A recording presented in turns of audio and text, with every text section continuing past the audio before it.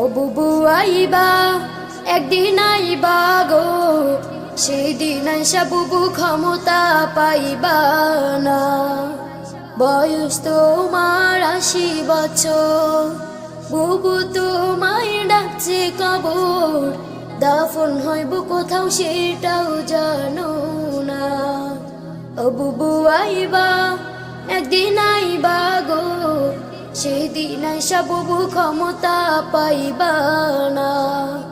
ও বুবু আইবা একদিন আইবা গো, সেদিন আইসা বুবু ক্ষমতা পাইবা না।